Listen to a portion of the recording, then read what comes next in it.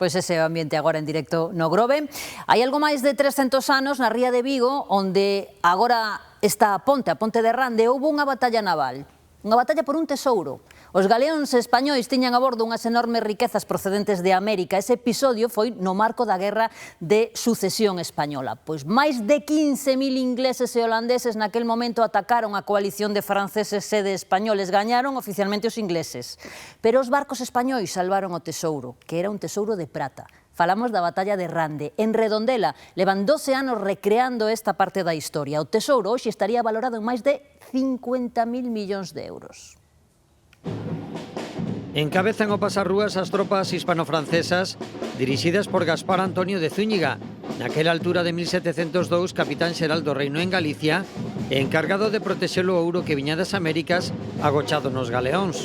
Bueno, máis conocido como Príncipe de Barbanzón. Son o que encargado de organizar a defensa en terra e da descarga do tesouro para evitar que a flota anglo-holandesa pois os colla desprevenido. 40 figurantes participaron neste desfile que serve para promocionar a festa da batalla de Rande, que acada xa a súa 12ª edición. Un xeito tamén de animar a propios extraños para unirse a esta celebración histórica. Era unha participación do pobo, porque o pobo de Rande participou moitísimo na batalla, as mulleres implicáronse moitísimo, as 700 se chaman. Entón, o desfile é iso, é un xeito de chamar a atención, de dar a programación, que a xente se entere, e este final de desfile para animar a xente. A vindeira fin de semana terá lugar a festa propiamente dita, o mercadiño, obradoiros e a recreación do episodio bélico.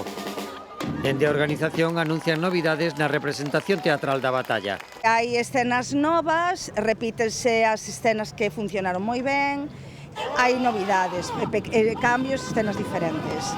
Coñecemos o resultado final. A batalla gañaron aos ingleses, pero o tesouro foi para Castela. Malia os desexos da veciñanza, pouco ouro quedou no pobo.